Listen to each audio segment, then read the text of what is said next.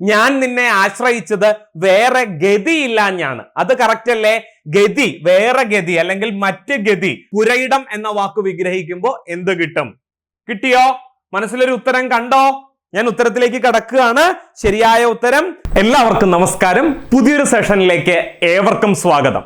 ഇന്ന് വളരെ പ്രധാനപ്പെട്ട ഒരു കാര്യമാണ് ചർച്ച ചെയ്യാനായിട്ട് എടുത്തിരിക്കുന്നത്. ഏതെങ്കിലും ഒരു ടോപ്പിക് അല്ല, ഒരു മാതൃകാ ചോദ്യ പേപ്പറാണ്. വരുന്ന സെക്രട്ടേറിയറ്റ് അസിസ്റ്റന്റ് പരീക്ഷയ്ക്ക് തയ്യാറെടുക്കുന്നവരാണ് നിങ്ങളെങ്കിൽ നിങ്ങൾക്ക് പ്രയോജനപ്പെടുന്ന തരത്തിലുള്ള 12ഓളം ചോദ്യങ്ങളാണ് ഇന്ന് നമ്മൾ ചർച്ചയ്ക്ക് എടുക്കുന്നത്. തീർച്ചയായിട്ടും പ്രയോജനം ചെയ്യും എന്ന കാര്യത്തിൽ യാതൊരു സംശയവുമില്ല. പിന്നെ മറ്റൊരു പ്രധാനപ്പെട്ട കാര്യം, ഈ ഒരു ചോദ്യ പേപ്പർ മാത്രമല്ല നിങ്ങൾ പരിഗണിക്കേണ്ടത്. യൂട്യൂബിലാണെങ്കിലും നമ്മുടെ എൻട്രി ആപ്പിലാണെങ്കിലും ഒരുപാട് മാതൃകാ ചോദ്യ പേപ്പറുകൾ നമ്മൾ ഇത്തരത്തിൽ ചർച്ച ചെയ്തിട്ടുണ്ട്. അതിലൂടെയൊക്കെ കടന്നുപോയാൽ തീർച്ചയായിട്ടും നിങ്ങൾക്ക് നല്ല മാർക്ക് പരീക്ഷയ്ക്ക് സ്കോർ ചെയ്യാൻ സാധിക്കും എന്ന് ഒരിക്കൽ കൂടി ഓർമ്മപ്പെടുത്തിക്കൊണ്ട് വിഷയത്തിലേക്ക് കടക്കുന്നു. ഒന്നാമത്തെ ചോദ്യം ഇതാണ്: ശരിയായ വാക്യങ്ങൾ തിരഞ്ഞെടുക്കുക എന്നുള്ളതാണ് ആദ്യത്തെ ചോദ്യം. ഒന്നാമത്തത്, ഞാൻ നിന്നെ ആശ്രയിച്ചത് വേറെ ഗത്യന്തരമില്ലാഞ്ഞാണ്. 2, ഞാൻ നിന്നെ ആശ്രയിച്ചത് വേറെ ഗതിയില്ലാഞ്ഞാണ്. 3, ഞാൻ നിന്നെ ആശ്രയിച്ചത് മറ്റ് ഗതിയില്ലാഞ്ഞാണ്. 4, ഞാൻ നിന്നെ ആശ്രയിച്ചത് ഗത്യന്തരമില്ലാഞ്ഞാണ്. ഇതിൽ നമ്മളോട് ചോദിച്ചിരിക്കുന്നത് ശരിയായ വാക്യങ്ങൾ തിരഞ്ഞെടുക്കാനാണ് നമ്മളോട് ആവശ്യപ്പെട്ടിരിക്കുന്നത്. അങ്ങനെയുള്ള ചോദ്യങ്ങൾ, വാക്യശുദ്ധിയുമായി ബന്ധപ്പെട്ട ചോദ്യം വരുമ്പോൾ 4 തരത്തിൽ ചോദ്യം വരാം. 1, ശരിയായ വാക്യം. 2, ശരിയല്ലാത്ത വാക്യം. 3, തെറ്റായ വാക്യം. 4, തെറ്റില്ലാത്ത വാക്യം. അപ്പൊ ചോദ്യം നല്ലതുപോലെ വായിച്ചു നോക്കിയതിന് ശേഷം മാത്രമേ എന്ത് ചെയ്യാവൂ? ഉത്തരം എഴുതാവൂ. അല്ലാതെ ശരി എന്ന വാക്ക് കണ്ട ഉടനെ ശരിയായ വാക്യമാണ് ചോദിച്ചിരിക്കുന്നത് എന്നൊക്കെ പല അബദ്ധങ്ങളും ഉദ്യോഗാർത്ഥികൾക്ക് സംഭവിക്കാറുണ്ട്. നിങ്ങൾക്കത് സംഭവിക്കരുത്. ഓക്കെ, കാര്യത്തിലേക്ക് കടക്കാം. ശരിയായ വാക്യങ്ങൾ തിരഞ്ഞെടുക്കാൻ പറഞ്ഞിരിക്കുന്നു. ഇവിടെ ഞാൻ നിന്നെ ആശ്രയിച്ചത് വേറെ ഗത്യന്തരമില്ലാഞ്ഞാണ്. ഇത് ശരിയാണോ? അല്ല, ഇത് തെറ്റാണ്. എന്താണ് അതിന്റെ കാരണം?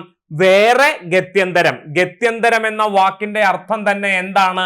ഗത്യന്തരം എന്ന് പറഞ്ഞാൽ മറ്റ് ഗതി അല്ലെങ്കിൽ വേറെ ഗതി എന്നാണ് പ്രയോഗത്തിന്റെ അർത്ഥം. അപ്പൊ ഗത്യന്തരം എന്ന് പറയുന്ന അവസരത്തിൽ അതിന് വിശേഷണമായിട്ട് വേറെ എന്ന വാക്കോ മറ്റ് എന്ന വാക്കോ വരാൻ പാടില്ല. അപ്പൊ ഒന്നാമത്തെ വാക്യം തെറ്റാണ്. രണ്ടാമത്തെ വാക്യം നോക്കിക്കേ: ഞാൻ നിന്നെ ആശ്രയിച്ചത് വേറെ ഗതിയില്ലാഞ്ഞാണ്. അത് കറക്റ്റ് അല്ലേ? ഗതി, വേറെ ഗതി അല്ലെങ്കിൽ മറ്റ് ഗതി, അതിന്റെ ഒറ്റപ്പദമാണ് എന്ത്? ഗത്യന്തരം. അപ്പൊ രണ്ടാമത്തെ വാക്കിൽ തെറ്റില്ല, അത് ശരിയാണ്. മൂന്നാമത്തെ വാക്യം: ഞാൻ നിന്നെ ആശ്രയിച്ചത് മറ്റ് ഗതിയില്ലാഞ്ഞാണ്. അതും ശരിയല്ലേ? മറ്റ് ഗതി എന്ന് പറഞ്ഞാലും വേറെ ഗതി എന്ന് പറഞ്ഞാലും അർത്ഥം ഒന്ന് തന്നെയാണ്. അപ്പോ ഇതും ശരിയാണ്. 4, ഞാൻ നിന്നെ ആശ്രയിച്ചത് ഗത്യന്തരമില്ലാഞ്ഞാണ്. അതും ശരിയല്ലേ? അവിടെ ഗത്യന്തരം എന്ന വാക്കിന് വിശേഷണമായിട്ട് മറ്റ് വേറെ എന്നൊന്നും വന്നിട്ടില്ല. അപ്പൊ ഇത് ശരിയായ വാക്യമാണ്. ചുരുക്കി പറഞ്ഞാൽ 2, 3, 4 എന്നിവ ശരിയായ വാക്യങ്ങളാണ്. അപ്പൊ ഏതാ ശരിയായ ഉത്തരം? ഓപ്ഷൻ എ ആണ് ശരിയായ ഉത്തരം. കിട്ടിയല്ലോ? കാര്യം മനസ്സിലായല്ലോ? അപ്പൊ ഇത്തരത്തിലാണ് നമ്മൾ ഉത്തരം എഴുതേണ്ടത്. ശരിയായ ഉത്തരം ഇവിടെ മാർക്ക് ചെയ്തിട്ടുണ്ട്. അപ്പൊ ഇതൊരു സാമ്പിള് കാണിച്ചതാണ്. ഇനി മുതൽ അങ്ങോട്ടുള്ള ചോദ്യങ്ങൾക്കൊക്കെ നിങ്ങൾ സ്വയം ഉത്തരം കണ്ടെത്താൻ ശ്രമിക്കുക. നിങ്ങൾ PDF-ലൂടെ മാത്രം കടന്നു പോകുന്നവരാണെങ്കിൽ നിങ്ങൾ എന്ത് ചെയ്യുക? ശരിയായ ഉത്തരം കണ്ടെത്തിയതിന് ശേഷം മാത്രം അടുത്ത സ്ലൈഡ് നോക്കുക കേട്ടോ. നിങ്ങൾ മനസ്സിലൊരു ഉത്തരം കാണണം, അതിനുശേഷം മാത്രമേ ശരിയായ ഉത്തരം പരിശോധിക്കാവൂ. ചോദ്യം ഇതാണ്. അടുത്ത ചോദ്യം ഇതാണ്: ശരിയായ വാക്യം. വീണ്ടും വാക്യശുദ്ധിയുമായി ബന്ധപ്പെട്ട മറ്റൊരു ചോദ്യം നോക്കാം. ശരിയായ വാക്യം തിരഞ്ഞെടുത്തെഴുതുക. അവർ രണ്ടുപേരും കൂടി ഒരുമിച്ച് വന്നു. അവർ രണ്ടുപേരും ഒരുമിച്ച് വന്നു. അവർ രണ്ടുപേരും ഒപ്പം ഒരുമിച്ച് വന്നു. അവർ രണ്ടുപേരും കൂടി ഒപ്പം ഒരുമിച്ച് വന്നു. ഇതിലേതാണ് ശരിയായ വാക്യം എന്നാണ് ചോദിച്ചിരിക്കുന്നത്. ഏതാണ് ശരിയായ വാക്യം? രണ്ടുപേരും കൂടി ഒരുമിച്ച് വന്നു, രണ്ടുപേരും ഒരുമിച്ച് വന്നു, രണ്ടുപേരും ഒപ്പം ഒരുമിച്ച് വന്നു, രണ്ടുപേരും കൂടി ഒപ്പം ഒരുമിച്ച് വന്നു. ഏതാണ് ശരിയായ വാക്യം? ഞാൻ ഉത്തരം പറയാൻ പോവുകയാണേ. നിങ്ങളുടെ മനസ്സിൽ ഇപ്പോഴൊരു ഉത്തരം ഉണ്ടാകും എന്ന് ഞാൻ വിചാരിക്കുന്നു. അത് തന്നെയാണോ എന്നൊന്ന് ചെക്ക് ചെയ്തേ. ഓപ്ഷൻ ബി ആണ് ശരിയായ ഉത്തരം. എന്താ കാരണം? രണ്ടുപേരും എന്ന് പറയുന്ന സ്ഥിതിക്ക് പിന്നെ എന്തിന്റെ ആവശ്യമില്ല? കൂടി എന്ന വാക്കിന്റെ ആവശ്യം ഇല്ല എന്നുള്ളതാണ്. അതുപോലെ ഒപ്പം വരുന്നതിനാണല്ലോ എന്തു പറയുന്നത്? ഒരുമിച്ച് വരിക എന്ന് പറയുന്നത്. അതുപോലെ ഇവിടെയാണെങ്കിലോ രണ്ടും കൊടുത്തിട്ടുണ്ട് അല്ലെ, ഒപ്പം കൂടി, രണ്ടും കൂടി കൊടുത്തിട്ടുണ്ട്. അപ്പൊ ഈ വക പ്രശ്നങ്ങളൊന്നും ഇല്ലാത്ത വാക്യം ഏതാണ്? ഓപ്ഷൻ ബി ആണ് ശരിയായ വാക്യം. നിങ്ങൾ ഈ ഉത്തരം തന്നെയാണോ മനസ്സിൽ കണ്ടിരുന്നത്? അല്ല എന്നുണ്ടെങ്കിൽ തിരുത്തി മനസ്സിലാക്കിക്കൊള്ളാൻ ആരംഭിക്കുക. ഓക്കെ, മറ്റൊരു ചോദ്യം കൂടി തരാം, മറ്റൊരു അവസരം കൂടി തരാം. താഴെ പറയുന്ന വാക്യത്തിലെ തെറ്റ് തിരുത്തി എഴുതുക. വാക്യം ഇതാണ്: പ്രസംഗത്തിനിടയിൽ മദ്യം ഉപയോഗിക്കുന്നത് ശിക്ഷാർഹമാണെന്ന് മന്ത്രി ഉദ്ബോധിപ്പിച്ചു. ഇതാണ് വാക്യം. ഇതിൽ ഏതാണ് ശരി എന്നുള്ളതാണ് ചോദ്യം. ഓപ്ഷൻ എ, മദ്യം പ്രസംഗത്തിനിടയിൽ ഉപയോഗിക്കരുതെന്ന് മന്ത്രി ഉദ്ബോധിപ്പിച്ചു. ബി, മദ്യം ഉപയോഗിക്കുന്നത് ശിക്ഷാർഹമാണെന്ന് മന്ത്രി പ്രസംഗത്തിനിടയിൽ ഉദ്ബോധിപ്പിച്ചു. സി, മദ്യം ഉപയോഗിക്കുന്നത് പ്രസംഗത്തിനിടയിൽ ശിക്ഷാർഹമാണെന്ന് മന്ത്രി ഉദ്ബോധിപ്പിച്ചു. ഡി, മന്ത്രി ഉദ്ബോധിപ്പിച്ചത് പ്രസംഗത്തിനിടയിൽ മദ്യം ശിക്ഷാർഹമാണ് എന്നാണ്. ഇതിലെ ഏതാണ് ശരിയായ വാക്യം? താഴെ പറയുന്നതിലെ തെറ്റ് തിരുത്തി എഴുതുക എന്നാണ് പറഞ്ഞിരിക്കുന്നത്. അപ്പൊ ഇതിൽ നിന്നും ശരിയായ വാക്യമാണ് കണ്ടെത്തേണ്ടത്. കണ്ടെത്തിയോ? ശരിയായ ഉത്തരം കണ്ടെത്തിയതിനു ശേഷം മാത്രമേ അടുത്ത സ്ലൈഡിലേക്ക് കടക്കാവൂ. ഏതാ ശരിയായ ഉത്തരം? ഇതാണ് ശരിയായ ഉത്തരം. ഓപ്ഷൻ ബി ആണ് ശരിയായ ഉത്തരം. എന്താണ് ബാക്കിയുള്ള ഓപ്ഷനുകൾ തെറ്റായത്? നോക്കിക്കേ, മദ്യം പ്രസംഗത്തിനിടയിൽ ഉപയോഗിക്കരുതെന്ന് മന്ത്രി ഉദ്ബോധിപ്പിച്ചു. മന്ത്രി എന്താ ചെയ്തത്? മന്ത്രി പ്രസംഗിച്ചു കൊണ്ടിരിക്കുകയാണ്, അതിന്റെ ഇടയിലാണ് പറയുന്നത് മദ്യം ഉപയോഗിക്കരുത്. അപ്പൊ പ്രസംഗിക്കുന്ന വേളയിൽ മാത്രമേ മദ്യം ഉപയോഗിക്കാതിരിക്കാവൂ എന്നാണോ മന്ത്രി പറഞ്ഞത്? തീർച്ചയായും അല്ല. മന്ത്രി പറഞ്ഞത് ഒരിക്കലും നിങ്ങൾ മദ്യം ഉപയോഗിക്കരുത്. ഇത് ഏത് സാഹചര്യത്തിലാ പറഞ്ഞേ? പ്രസംഗിച്ചു കൊണ്ടിരിക്കുമ്പോഴാണ്. മനസ്സിലായല്ലോ? അപ്പൊ ഓപ്ഷൻ എ കാണുമ്പോ എന്താ നമുക്ക് തോന്നുക? മദ്യം പ്രസംഗത്തിനിടയിൽ ഉപയോഗിക്കരുത്, ബാക്കി സമയത്താകാം എന്നൊരു ആശയം അവിടെ നിന്ന് ധ്വനിക്കുന്നുണ്ട്. അതുകൊണ്ട് ഓപ്ഷൻ എ തെറ്റാണ്. ഓപ്ഷൻ ബി നോക്കിക്കേ, മദ്യം ഉപയോഗിക്കുന്നത് ശിക്ഷാർഹമാണെന്ന് മന്ത്രി പ്രസംഗത്തിനിടയിൽ ഉദ്ബോധിപ്പിച്ചു. കണ്ടോ? അപ്പോ ഒരു സമയത്തും ഒരു കാലത്തും മദ്യം ഉപയോഗിക്കരുത്, അഥവാ ഉപയോഗിച്ചാൽ അത് ശിക്ഷാർഹമാണ് എന്ന് മന്ത്രി ഉദ്ബോധിപ്പിച്ചു. അത് പ്രസംഗത്തിന്റെ ഇടയിലാണ് മന്ത്രി ഇക്കാര്യം പറഞ്ഞത്. ഓക്കെ, അപ്പോ ഇത് ശരിയായ വാക്യമാണ്. സി നോക്കിക്കേ, മദ്യം ഉപയോഗിക്കുന്നത് പ്രസംഗത്തിനിടയിൽ ശിക്ഷാർഹമാണെന്ന് മന്ത്രി ഉദ്ബോധിപ്പിച്ചു. വാക്യത്തിന്റെ ഘടന തന്നെ തെറ്റാണ്. ഡിയോ, മന്ത്രി ഉദ്ബോധിപ്പിച്ചത് പ്രസംഗത്തിനിടയിൽ മദ്യം ശിക്ഷാർഹമാണ് എന്നാണ്. പ്രസംഗത്തിന്റെ ഇടയിൽ മാത്രമാണ് മദ്യം ശിക്ഷാർഹമാകുന്നത്, അല്ലാത്ത സമയത്ത് അത് ശിക്ഷാർഹമല്ല എന്നൊരർത്ഥമാണ് ധ്വനിക്കുന്നത്. അതുകൊണ്ട് ഓപ്ഷൻ ഡിയും തെറ്റാകുന്നു. ഒരു ഐഡിയ കിട്ടിയോ? വാക്യശുദ്ധിയുമായി ബന്ധപ്പെട്ട ചോദ്യങ്ങൾ വരുമ്പോ അതിലെ തെറ്റെങ്ങനെയാണ് കണ്ടെത്തേണ്ടത് എന്നതിനെ കുറിച്ചൊരു ധാരണ കിട്ടിയിട്ടുണ്ടാകും എന്ന് വിചാരിക്കുന്നു. അടുത്ത ചോദ്യത്തിലേക്ക് കടക്കുന്നു. ചോദ്യം ഇതാണ്, ഒറ്റപ്പദവുമായി ബന്ധപ്പെട്ടതാണ് ചോദ്യം. ചെയ്യേണ്ടത് ചെയ്തതിലുള്ള സംതൃപ്തി. ഒറ്റപ്പദം എഴുതുക. ചെയ്യേണ്ടത് ചെയ്തതിലുള്ള സംതൃപ്തി. അതിനെ എന്താണ് ഒറ്റ വാക്കാക്കി എങ്ങനെ പറയാം? ആത്മസംതൃപ്തി, കൃതകൃത്യത, പരാർത്ഥം, അനുഭാവം. ഇതിലേതാണ് ശരിയായ ഉത്തരം? മനസ്സിലൊന്ന് പറഞ്ഞേ ശരിയായ ഉത്തരം. ഞാൻ ഉത്തരം കാണിക്കാൻ പോവുകയാണ്. ഉത്തരം ഏതാണ്? കൃതകൃത്യത. ചെയ്യേണ്ടത് ചെയ്തതിലുള്ള സംതൃപ്തി. അതിന് ഒറ്റപ്പദം എന്താണ്? കൃതകൃത്യതയാണ് കേട്ടോ. കൃതകൃത്യതയാണ് ശരിയായ പ്രയോഗം. സ്കൂൾ ടെക്സ്റ്റ് ബുക്ക് ക്വസ്റ്റ്യൻ ആണ്. മലയാളം 10ാം ക്ലാസ്സിലെ പാഠപുസ്തകത്തിൽ ഈ ചോദ്യം നമുക്ക് കാണാൻ സാധിക്കുന്നതാണ്. കിട്ടിയല്ലോ? അപ്പൊ ബാക്കിയുള്ള വാക്കുകളുടെ അർത്ഥം നമുക്കൊന്ന് പരിശോധിക്കേണ്ടതുണ്ട്. എന്താണ് ആത്മസംതൃപ്തി? സ്വന്തം സംതൃപ്തി അല്ലെ? ഞാൻ എപ്പോ വരെ പഠിക്കണം? എനിക്ക് ആത്മസംതൃപ്തി ഉണ്ടാകുന്നത് വരെ പഠിക്കണം എന്നാണ്. അല്ലാതെ 1 മണിക്കൂർ പഠിച്ചു, 1.5 മണിക്കൂർ പഠിച്ചു, അതിലല്ല കാര്യം. അരമണിക്കൂർ പഠിച്ചാലും മതി, പക്ഷെ എന്തുണ്ടാകണം? പഠിച്ചു എന്നുള്ള തൃപ്തി എനിക്കുണ്ടാകണം. അതാണ് കണക്ക്. അപ്പോഴാണ് നമുക്ക് എന്തുണ്ടാകുന്നത്? ആത്മസംതൃപ്തി ഉണ്ടാകുന്നത്. കിട്ടിയല്ലോ? അടുത്തത് പരാർത്ഥം എന്ന് പറഞ്ഞാൽ അതിന്റെ അർത്ഥം എന്താ? പരാർത്ഥം, പരൻ എന്ന് പറഞ്ഞാൽ മറ്റുള്ളവരാണ്, അന്യരാണ്. അപ്പോ മറ്റുള്ളവർക്ക് വേണ്ടി എന്നുള്ള അർത്ഥത്തിലാണ് ഏത് വാക്ക് ഉപയോഗിക്കുന്നത്? പരാർത്ഥം എന്ന വാക്ക് ഉപയോഗിക്കുന്നത്. അടുത്തത് അനുഭാവം. അനുഭാവം എന്ന വാക്കിന്റെ അർത്ഥം എന്താണ്? അനുകൂലമായ ഭാവം. അതിനെയാണ് എന്തു പറയുന്നത്? അനുഭാവം. അനുകൂലമായ ഭാവം, അനുഭാവം. കിട്ടിയല്ലോ? അടുത്ത ചോദ്യം വിഗ്രഹിക്കലാണ്. സ്കൂൾ ടെക്സ്റ്റ് ബുക്കിലെ തന്നെ ചോദ്യമാണ് കേട്ടോ. പുരയിടം എന്ന വാക്ക് വിഗ്രഹിക്കുക. പുരയുടെ ഇടം, പുരയിലെ ഇടം, പുരയും ഇടവും, പുരയാകുന്ന ഇടം. പുരയിടം എന്ന വാക്ക് വിഗ്രഹിക്കുമ്പോൾ എന്ത് കിട്ടും? കിട്ടിയോ? മനസ്സിലൊരു ഉത്തരം കണ്ടോ? ഞാൻ ഉത്തരത്തിലേക്ക് കടക്കുകയാണ്. ശരിയായ ഉത്തരം പുരയുടെ ഇടം. പുരയിടം, പുരയുടെ ഇടം, അതായത് പുര സ്ഥിതി ചെയ്യുന്ന ഇടം, അതിനെയാണ് എന്ത് പറയുന്നത്? പുരയിടം എന്ന് പറയുന്നത്. വീട് സ്ഥിതി ചെയ്യുന്ന സ്ഥലം, അതാണ് പുരയിടം. കിട്ടിയല്ലോ? ഇത്തരത്തിൽ വിഗ്രഹിക്കാൻ അല്ലെ, വിഗ്രഹിക്കാനുള്ള ചില വാക്കുകൾ നമുക്കൊന്ന് പരിശോധിക്കാം. പുരയിടത്തെ ശബ്ദധാരാവലിയിൽ ഒന്നുകൂടി വിശദമായിട്ട് നിർവചിച്ചിട്ടുണ്ട്. അത് ഇപ്രകാരമാണ്: പുര വയ്ക്കാനായി അതിര് തിരിച്ചെടുത്ത സ്ഥലം, അതിനെയാണ് എന്ത് പറയുന്നത്? പുരയിടം എന്ന് ശബ്ദധാരാവലിയിൽ പറഞ്ഞു വെക്കുന്നത് കേട്ടോ.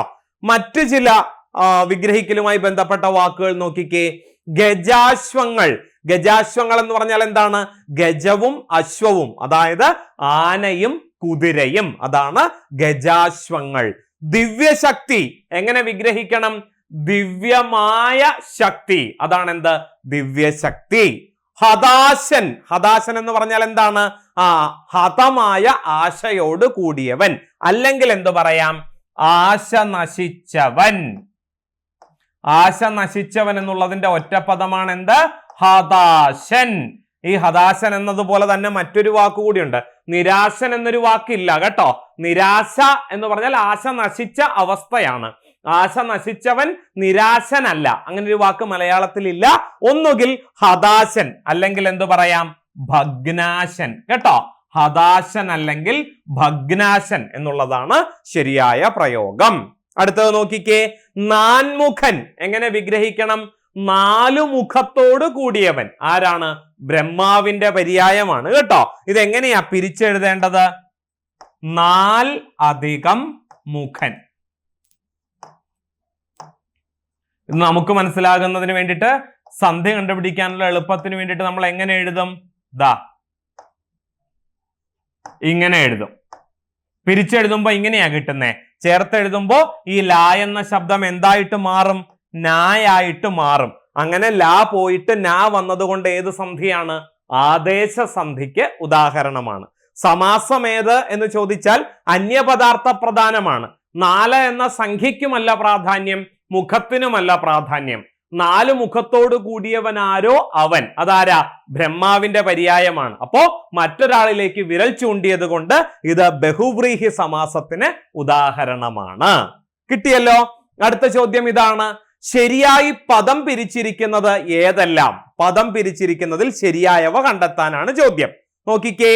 അല്പമെങ്കിലും എന്ന വാക്ക് അല്പം അധികം എങ്കിലും എന്ന് പിരിച്ചിരിക്കുന്നു. പിന്നെ നിന്നു എന്ന വാക്ക് നിൻ അധികം ഉ എന്ന് പിരിച്ചിരിക്കുന്നു. അടുത്തത് അണുവിട, അണു അധികം ഇട എന്ന് പിരിച്ചിരിക്കുന്നു. തപശ്ചര്യ എന്ന വാക്ക് തപസ് അധികം ചര്യ എന്ന് പിരിച്ചിരിക്കുന്നു. ഇതിൽ ശരിയായി പദം പിരിച്ചിരിക്കുന്നത് ഏതൊക്കെയാണ് എന്നതാണ് ചോദ്യം. ഉത്തരം മനസ്സിൽ കാണുക, അതിനുശേഷം ഞാൻ ഉത്തരം പറയാം. കണ്ടെത്തിയോ? ഉത്തരം കിട്ടിയോ? ഉത്തരം ഇതാണ്. 1ഉം 3ഉം മാത്രം. അല്പം അധികം എങ്കിലും, അല്പമെങ്കിലും, അത് ശരിയായ പദം പിരിവാണ്. നിൻ അധികം ഉ അല്ല, നിന്നു എന്നുള്ളത്. അണു അധികം ഇട, അണുവിട ശരിയാണ്. തപശ്ചര്യ, തപസ് അധികം ചര്യ അല്ല. അപ്പോ 1ഉം 3ഉം മാത്രമാണ് ശരിയായ ഉത്തരം. അപ്പോ ഓപ്ഷൻ ഡി ആണ് ശരിയായ ഉത്തരം. കിട്ടിയല്ലോ? അപ്പൊ ബാക്കിയുള്ളത് എങ്ങനെയാ പിരിച്ചെഴുതേണ്ടത് എന്ന് നമുക്കൊന്ന് പരിശോധിക്കേണ്ടതുണ്ട്. നിന്നു എന്ന വാക്ക് നിൻ എന്ന ക്രിയാധാതുവിനോടൊപ്പം തു എന്ന ഭൂതകാല പ്രത്യയം ചേരുമ്പോഴാണ് നിന്നു എന്ന വാക്ക് ഉണ്ടാകുന്നത്. ഇത്തരത്തിൽ ഒരുപാട് ഉദാഹരണങ്ങൾ നമ്മൾ ചർച്ച ചെയ്തിട്ടുണ്ട്. വിറ്റു എന്ന വാക്ക് എങ്ങനെയാ പിരിച്ചെഴുതേണ്ടത്? വിൽ അധികം തു ആണ് ചേർത്തെഴുതുമ്പോ എന്താകുന്നത്? വിറ്റു എന്നാകുന്നത്. അതുപോലെ കണ്ടു, കേട്ടു തുടങ്ങിയ വാക്കുകൾ കൺ അധികം തു ചേർത്തെഴുതുമ്പോ കണ്ടു. മറക്കരുത് കേട്ടോ, ഇതൊക്കെ ആവർത്തിച്ച് ചോദിക്കുന്നതാണ്. അതുപോലെ കേട്ടു, കേൾ അധികം തു ചേർത്തെഴുതുമ്പോഴാണ് എന്താകുന്നത്? കേട്ടു എന്ന് വരുന്നത്. ഇതൊക്കെ വളരെ പ്രധാനപ്പെട്ടതാണ്, പരീക്ഷയ്ക്ക് ആവർത്തിച്ച് ചോദിക്കുന്നതാണ്. അതുപോലെ തപശ്ചര്യ, തപശ്ചര്യ തപഹ അധികം ചര്യയാണ് തപശ്ചര്യ എന്ന് എങ്ങനെ മനസ്സിലായി? വളരെ പ്രധാനപ്പെട്ട ഒരു പിരിച്ചെഴുത്ത് ചേർത്തെഴുത്ത് നിയമമുണ്ട്. വിസർഗസന്ധിയാണെങ്കിൽ രണ്ടാമത്തെ വാക്കിന്റെ ആദ്യത്തെ അക്ഷരം ചായാണെങ്കിൽ ചേർത്തെഴുത്തിൽ വിസർഗ ചിഹ്നത്തിന്റെ സ്ഥാനത്ത് ഷ എന്ന ശബ്ദം വന്നിട്ടുണ്ടാകും എന്ന നിയമത്തിന്റെ അടിസ്ഥാനത്തിലാണ്. കണ്ടോ, തപഹ അധികം ചര്യ, ഇവിടെ എന്തുണ്ട്? വിസർഗ ചിഹ്നമുണ്ട് അല്ലേ? പിന്നെ രണ്ടാമത്തെ വാക്ക് ആരംഭിച്ചിരിക്കുന്നത് ച എന്ന ശബ്ദത്തിലാണ്. അതുകൊണ്ട് ചേർത്തെഴുതുമ്പോ എന്ത് വരും? തപശ്ചര്യ എന്ന് വരും. അന്തഃഛിദ്രം പരീക്ഷയ്ക്ക് ആവർത്തിച്ച് ചോദിക്കാറുണ്ടായിരുന്നതാണ് കേട്ടോ. അന്തഹ അധികം ഛിദ്രം, ഇത് ചേർത്തെഴുതുമ്പോ എങ്ങനെയാ വരേണ്ടത്? അന്തഃഛിദ്രം കേട്ടോ, അന്തഃഛിദ്രം. ഈ ശ വരാനുള്ള കാരണം എന്താണെന്ന് മനസ്സിലായോ? എന്താ കാരണം? ഒന്ന് വിസർഗസന്ധിയാണ്. ഈ രണ്ട് കുത്തിനെയാണ് എന്ത് പറയുന്നത്? വിസർഗ ചിഹ്നം എന്ന് വിളിക്കുന്നത്. രണ്ടാമത്തെ വാക്ക് ആരംഭിക്കുന്നത് ച എന്ന ശബ്ദത്തിലാണ്. അതുകൊണ്ട് ചേർത്തെഴുതുമ്പോ വിസർഗ ചിഹ്നത്തിന്റെ സ്ഥാനത്ത് ആര് വരും? ഷ എന്ന ശബ്ദം വരും. അങ്ങനെയാണ് എന്താകുന്നത്? അന്തഃഛിദ്രമാകുന്നത്. പുനഃ അധികം ചിന്ത കേട്ടോ, ഇതൊക്കെ പിരിച്ചെഴുതാനും ചേർത്തെഴുതാനും ഒക്കെ നമ്മുടെ പരീക്ഷയ്ക്ക് ചോദിക്കാൻ സാധ്യതയുണ്ട്. പുനഃ അധികം ചിന്ത ചേർത്തെഴുതുമ്പോ എന്തു വരും? പുനശ്ചിന്ത, പുനശ്ചിന്ത എന്ന് വരും കേട്ടോ. ഇങ്ങനെയാണ് ഇവിടെ വിസർഗ ചിഹ്നമാണ്. വിസർഗത്തിന്റെ സ്ഥാനത്ത് ചേർത്തെഴുതുമ്പോ എന്ത് വരും? ഷ വരും. എപ്പോ മാത്രമേ അങ്ങനെ സംഭവിക്കുകയുള്ളൂ? രണ്ടാമത്തെ വാക്കിന്റെ ആദ്യത്തെ അക്ഷരമായിട്ട് ച അല്ലെങ്കിൽ ഛ ആണ് വരുന്നതെങ്കിൽ മാത്രമാണ് വിസർഗത്തിന്റെ സ്ഥാനത്ത് ആര് വരുന്നത്? ഷ എന്ന ശബ്ദം വരുന്നത്. മനസ്സിലായല്ലോ? അടുത്തത് നോക്കിക്കേ. ചിത് അധികം മുദ്ര, ചിന്മുദ്ര. നമുക്കറിയാം രണ്ടാമത്തെ വാക്കിന്റെ ആദ്യത്തെ അക്ഷരമായിട്ട് അനുനാസിക വർണ്ണം വന്നാൽ ഏതാണ് അനുനാസികങ്ങൾ? അനുനാസികം എന്ന് പറഞ്ഞാൽ ആരാ? നമ്മൾ അക്ഷരമാല എഴുതുമ്പോ വലത്തെ അറ്റത്ത് കാണുന്ന അല്ലെ, വ്യഞ്ജനാക്ഷരങ്ങളിൽ വലത്തെ അറ്റത്ത് കാണുന്ന 5 പേർ ആരൊക്കെയാ? ങ, ഞ, ണ, ന, മ. ഈ 5 പേരെ ചേർത്താ എന്ത് വിളിക്കുന്നേ? അനുനാസിക വർണ്ണങ്ങൾ എന്ന് വിളിക്കുന്നത്. അപ്പൊ രണ്ടാമത്തെ വാക്കിന്റെ ആദ്യത്തെ അക്ഷരമായിട്ട് ഏതെങ്കിലും ഒരു അനുനാസിക വർണ്ണമാണ് വരുന്നതെങ്കിൽ പൂർവപദത്തിന്റെ ഒടുവിലുള്ള ഖരവർണ്ണത്തെ കൂടി അത് എന്താക്കി മാറ്റും? അനുനാസികമാക്കി മാറ്റും. ങ എന്നുള്ളത് ഏത് വർണ്ണത്തിന്റെ അനുനാസികമാണ്? കായുടെ അനുനാസികമല്ലേ? അതുപോലെ ചായുടെ അനുനാസികമാണ് ആര്? ഞ. ടായുടെ അനുനാസികമാണ് ആര്? ണ. തായുടെ അനുനാസികമാണ് ആര്? ന. പായുടെ അനുനാസികമാണ് ആര്? മ. നോക്കിക്കേ, ഇവിടെ ആദ്യത്തെ വാക്കിന്റെ ഒടുവിൽ ത എന്ന അക്ഷരമാണ് കിടക്കുന്നത്. തായുടെ അനുനാസികം ഏതാ? നായാണ്. അതുകൊണ്ടാണ് ചേർത്ത് എഴുതുമ്പോ തായുടെ സ്ഥാനത്ത് ആര് വന്നത്? ന എന്ന ശബ്ദം വന്നത്. മനസ്സിലായെന്ന് വിചാരിക്കുന്നു. മലയാളം, മല അധികം ആളം സമം മലയാളം. യാ എന്ന ശബ്ദം ആഗമിച്ചിരിക്കുന്നത് കൊണ്ട് ഏത് സന്ധിയാണ്? ആഗമസന്ധിക്ക് ഉദാഹരണമാണ്. അടുത്തത് മഹത അധികം ചരിതം. ചേർത്തെഴുതുമ്പോ എന്തു വരും? മഹച്ചരിതം എന്ന് വരും. അതിന്റെ കാരണം എന്താ? നിയമം നമ്മൾ പഠിച്ചിട്ടുണ്ട്. തായും ചായും കൂടി ചേർന്നാൽ ചേർത്തെഴുത്തിൽ അത് ആരായി മാറും? ഇരട്ടിച്ച ചകാരമായിട്ട് മാറും അല്ലെ? ചലച്ചിത്രം എന്ന വാക്ക്, ചലച്ചിത്രം എങ്ങനെയാ പിരിച്ചെഴുതേണ്ടത്? ചലത് അധികം ചിത്രമാണ് എന്താകുന്നത്? ചലച്ചിത്രമാകുന്നത് കേട്ടോ. ചലത് അധികം ചിത്രം. കണ്ടോ, തായും ചായും അല്ലേ ഇവിടെ ചേരുന്നേ. അതുകൊണ്ട് ചേർത്തെഴുതുമ്പോ അത് എന്തായി മാറുന്നു? ചലച്ചിത്രം എന്നായി മാറുന്നു. ഇരട്ടിച്ച ചാ വരാനുള്ള കാര്യം മനസ്സിലായിട്ടുണ്ടാകുമല്ലോ. എന്താ കാരണം? തായും ചായും കൂടിയാണ് ചേർന്നിരിക്കുന്നത്. അതുകൊണ്ടാണ് ചേർത്തെഴുതിയപ്പോ ഇരട്ടിച്ച ചകാരം വന്നത്. ശരചന്ദ്രൻ പരീക്ഷയ്ക്ക് ആവർത്തിച്ച് ചോദിക്കുന്നതാണ് കേട്ടോ. ശരത് അധികം ചന്ദ്രൻ. ഇത് ചേർത്തെഴുതുമ്പോ എന്താ വരുന്നേ? ശരചന്ദ്രൻ. കണ്ടോ, ചാ ഇരട്ടിക്കാനുള്ള കാരണം എന്താണ്? തായും ചായും അടുത്തടുത്ത് വന്നു എന്ന കാരണം കൊണ്ടാണ് ഇവിടെ സമസ്ത പദത്തിൽ ചകാരം ഇരട്ടിച്ച് കാണുന്നത്. കിട്ടിയല്ലോ. അടുത്ത ചോദ്യത്തിലേക്ക് പോകാം. ചോദ്യം ഇതാണ്: എതിർലിംഗ ജോഡികളിൽ ശരിയായതേത്? ചാതകം, ചാതകി. ഇത് വേഴാമ്പലാണ് കേട്ടോ. വേഴാമ്പലിന്റെ പേരാണ് ചാതകം, അല്ലെങ്കിൽ വേഴാമ്പലിന്റെ പര്യായമാണ്. പിന്നെ കരി, കരിനി ആനയുടെ പുല്ലിംഗപദവും സ്ത്രീലിംഗപദവുമാണ് കൊടുത്തിരിക്കുന്നത്. പിന്നെ വിനയി, വിനയിനി വിനയത്തോട് കൂടിയവനും വിനയത്തോട് കൂടിയവളുമാണ്. പിന്നെ കർത്താവ് കർമ്മി അല്ലെ, ക്രിയ ചെയ്യുന്നവൻ കർത്താവ്, അപ്പൊ ക്രിയ ചെയ്യുന്നവളോ? അപ്പോ ഇത്രയും വാക്കുകളാണ് തന്നിരിക്കുന്നത്. ഇതിൽ ശരിയായത് ഏത് എന്നാ ചോദിച്ചിരിക്കുന്നത്. ഇതിലെല്ലാം ശരിയല്ല, പരമാവധി 3 വരെ ഇതിൽ ശരിയുള്ളൂ. അപ്പോ ശരിയേത് തെറ്റേത് എന്ന് കണ്ടെത്തുക, അതാണ് നമ്മളോട് ചോദിച്ചിരിക്കുന്നത്. കിട്ടിയോ? ഉത്തരം കിട്ടിയോ? നിങ്ങൾ ആലോചിച്ചുകൊണ്ടിരിക്കുകയാണെങ്കിൽ ഈ വീഡിയോ പോസ് ചെയ്യുക. ഉത്തരം കിട്ടിയെങ്കിൽ നമുക്ക് അടുത്ത സ്ലൈഡിലേക്ക് കടക്കാം, ഉത്തരത്തിലേക്ക് കടക്കാം. ചാതകം ചാതകി ശരിയാണ്, വിനയി വിനയിനി ശരിയാണ്. അപ്പോ 1ഉം 3ഉം മാത്രമാണ് ശരിയായിട്ടുള്ളത് കേട്ടോ, ബാക്കിയുള്ളത് രണ്ടും തെറ്റാണ്. നോക്കിക്കേ, 1ഉം 3ഉം. ചാതകം ചാതകി, ആൺവേഴാമ്പലിനെ ചാതകം എന്നും പെൺവേഴാമ്പലിനെ ചാതകി എന്നും വിളിക്കുന്നു. കരി എന്നുള്ളത് ആനയുടെ പര്യായമാണെന്ന് പറഞ്ഞു. അപ്പോ പെണ്ണാന അല്ലെങ്കിൽ പിടിയാനയ്ക്ക് എന്താ പറയുന്നേ? കരിനി അല്ല, കരിണി. കരിണി എന്ന് പറഞ്ഞാൽ പെണ്ണാന അഥവാ പിടിയാനയാണ്. വിനയി വിനയിനി, വിനയത്തോട് കൂടിയവൻ വിനയി ആണ്, വിനയത്തോട് കൂടിയവൾ വിനയിനി ആണ്. അത് ശരിയായ പ്രയോഗമാണ്. പിന്നെ കർത്താവ്, ക്രിയ ചെയ്യുന്നവൻ കർത്താവാണ്, ക്രിയ ചെയ്യുന്നവൾ കർമ്മിയല്ല. പിന്നെയോ കർത്രിയാണ് കേട്ടോ, കർത്രി. നേതാവ് നേത്രി, ദാതാവ് ധാത്രി എന്ന് പറയുന്നത് പോലെ കർത്താവിന്റെ എതിർലിംഗ പദം എന്താണ്? കർത്രി എന്നാണ്. കിട്ടിയല്ലോ? ഓക്കെ, 1ഉം 3ഉമാണ് ശരിയായിട്ടുണ്ടായിരുന്നത്, ബാക്കിയുള്ള രണ്ടും നമ്മൾ തിരുത്തി.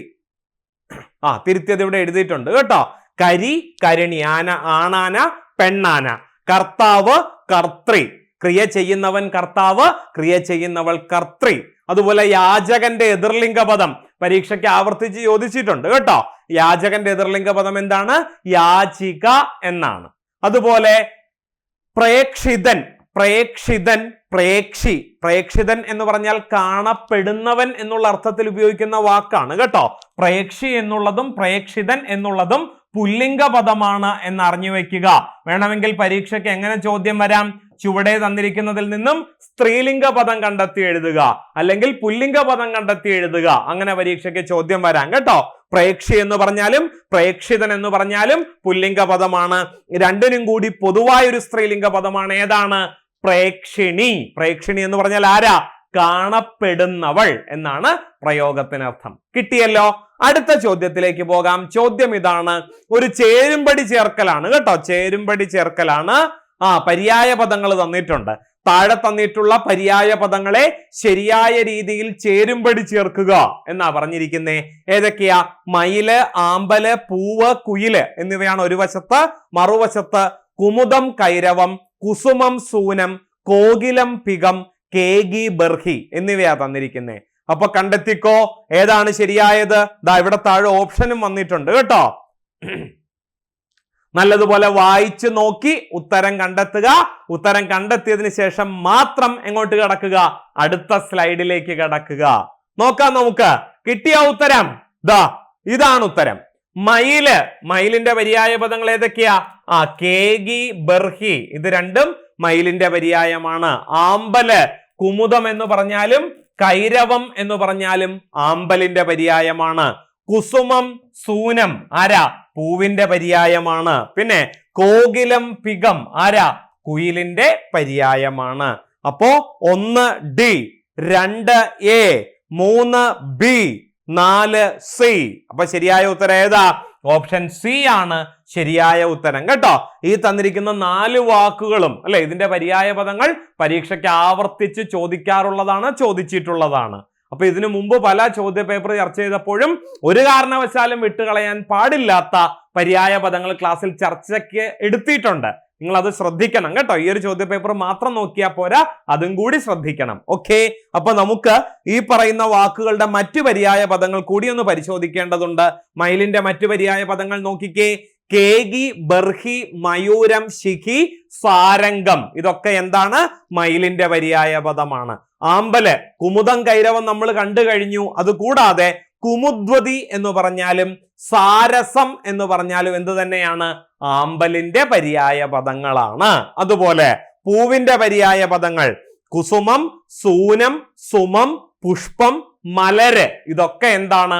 പൂവിന്റെ പര്യായ പദങ്ങളാണ്. കുയിലിന്റെ പര്യായ പദം കോകിലവും പികവും കൂടാതെ പരഭൃതം എന്ന് പറഞ്ഞാലും വനപ്രിയം എന്ന് പറഞ്ഞാലും ആര് തന്നെയാ? കുയില് തന്നെയാണ്. കളകണ്ഠം എന്ന് പറഞ്ഞാലും കുയിലിന്റെ തന്നെ പര്യായ പദമാണ്. പരഭൃതം കുയിലാണ്, പക്ഷെ പരഭൃത്ത് പരീക്ഷയ്ക്ക് ചോദിക്കാറുള്ളതാണ് കേട്ടോ. പരഭൃത്ത് അതാരാ? കാക്കയുടെ പര്യായമാണ് കേട്ടോ. പരഭൃതം കുയിലാണ്, പരഭൃത്ത് കാക്കയാണ്. കിട്ടിയല്ലോ. അടുത്ത ചോദ്യം നോക്കാം. ചുവടെ തന്നിട്ടുള്ള വിപരീത പദങ്ങളിൽ ശരിയായത് ഏതെല്ലാം എന്നതാണ് അടുത്ത ചോദ്യം. ഒരു ചേരുംപടി ചേർക്കൽ പോലെ തന്നെയാണ് കേട്ടോ. ആർജവം, ആത്മീയം, ആദാനം, ആന്തരം എന്നിവയാണ് ഒരു വശത്ത്. മറുവശത്ത് ഭൗതികം, കൗടില്യം, ബാഹ്യം, പ്രധാനം എന്നിവയാണ്. വിപരീത പദം കണ്ടുപിടിച്ചോ? അതിനുശേഷം ഞാൻ ഇനി പറയാൻ പോകുന്നത് കേൾക്കുക കേട്ടോ.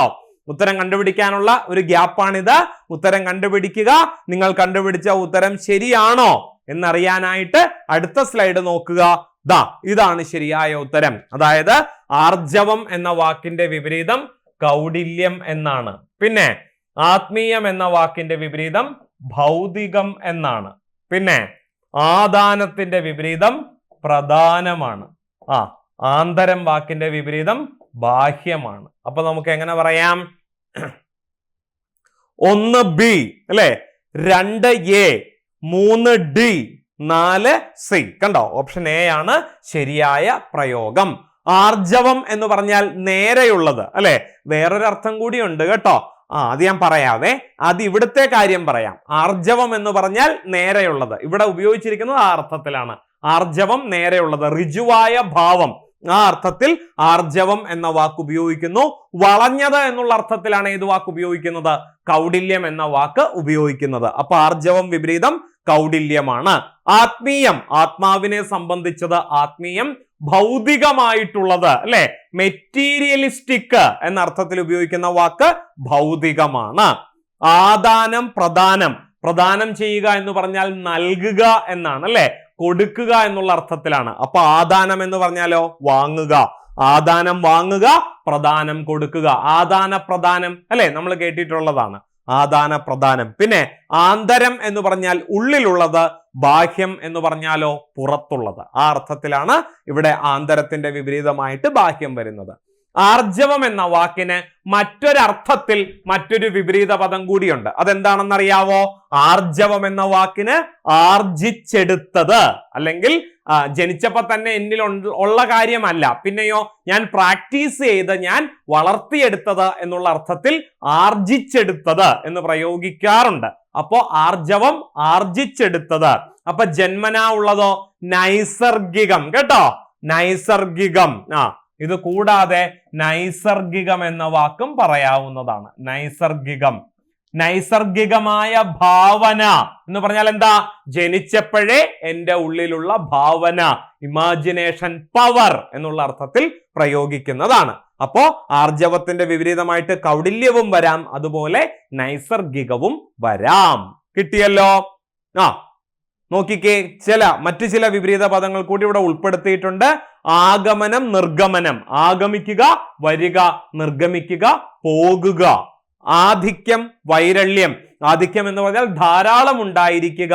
വൈരല്യം എന്ന് പറഞ്ഞാൽ റയർ, കുറവ് എന്നുള്ള അർത്ഥത്തിൽ പ്രയോഗിക്കുന്നു. പിന്നെ ആയാതം വിപരീതം നിര്യാതം. നിര്യാതനായി എന്ന് പറഞ്ഞാൽ എന്താണ്? പോയി അല്ലെ, ഈ ലോകം വിട്ടു പോയി, മരിച്ചു എന്നുള്ള അർത്ഥത്തിലാണ് നിര്യാതൻ എന്ന വാക്ക് ഉപയോഗിക്കുന്നത്. അപ്പൊ നിര്യാതത്തിന്റെ വിപരീതം എന്താണ്? ആയാതം. ആയാതം വന്നത്, നിര്യാതം പോയത്. കിട്ടിയല്ലോ.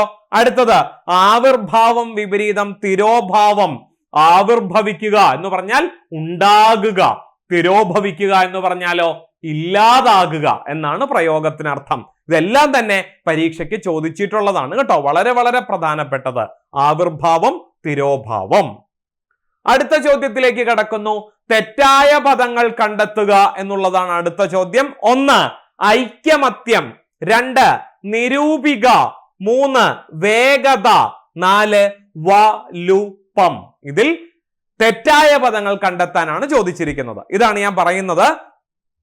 വാക്യശുദ്ധിയിലാണെങ്കിലും പദശുദ്ധിയിലാണെങ്കിലും 4 തരത്തിൽ ചോദ്യം വരാം. തെറ്റായതേത്, തെറ്റില്ലാത്തതേത്, ശരിയേത്, ശരിയല്ലാത്തതേത്. കേട്ടോ, നല്ലതുപോലെ ചോദ്യം വായിച്ചു നോക്കിയിട്ടേ ഉത്തരം എഴുതാവുള്ളൂ. ചിലപ്പോൾ ഈ ഓപ്ഷനൊക്കെ കാണുമ്പോൾ നമ്മൾ വിചാരിക്കും ശരിയായ പദങ്ങൾ കണ്ടെത്താനാണ് ചോദിച്ചിരിക്കുന്നത് എന്ന് ഓട്ടോമാറ്റിക് ആയിട്ട് നമ്മൾ വിചാരിക്കും. കേട്ടോ, ധൃതി പിടിച്ച് ഉത്തരം എഴുതരുത്. നല്ലതുപോലെ വായിച്ചു നോക്കിയിട്ടേ ഉത്തരം എഴുതാവുള്ളൂ. അറിയാവുന്ന ചോദ്യങ്ങൾ കൊണ്ടുപോയി തെറ്റിച്ചു വെക്കരുത്. കേട്ടോ, അപ്പൊ നോക്കിക്കേ, കണ്ടുപിടിച്ചോ? ഉത്തരം കിട്ടിയോ? ഉത്തരം പറയട്ടെ. ഐക്യമത്യം തെറ്റായ പ്രയോഗമാണ്. ഐക്യമത്യം തെറ്റ്. ശരിയായ വാക്ക് ഏതാണ്? ഐകമത്യം എന്നുള്ളതാണ് ശരിയായ പ്രയോഗം. പിന്നെ നിരൂപിക എന്നുള്ളത് ശരിയായ പ്രയോഗമാണ്. വേഗത എന്ന വാക്ക് തെറ്റാണ്. വേഗം എന്ന് മതിയാകും. കേട്ടോ, അതാണ് ശരിയായ പ്രയോഗം. വലുപ്പം എന്നുള്ളത് വലുപ്പം എന്നുള്ളത് ശരിയായ പ്രയോഗമാണ്. വലുപ്പം, വലുത്, വലുപ്പം. വലുപ്പത്തിനൊരു പ്രത്യേകതയുണ്ട്. ശബ്ദധാരാവലിയില് പക്ഷേ വലിപ്പത്തിന്റെ വലിപ്പമാണ് ശരി എന്നാണ് ശബ്ദധാരാവലിയിൽ കാണുന്നത്. എന്നിട്ട് പറയുന്നുണ്ട് വലിപ്പത്തിന്റെ വകഭേദമായിട്ട് ഏത് വരാം? വലുപ്പം വരാം എന്ന് പറയുന്നുണ്ട്. കേട്ടോ, രണ്ടും ശരിയാണ്, വലിയ തെറ്റുള്ളതൊന്നും അല്ല.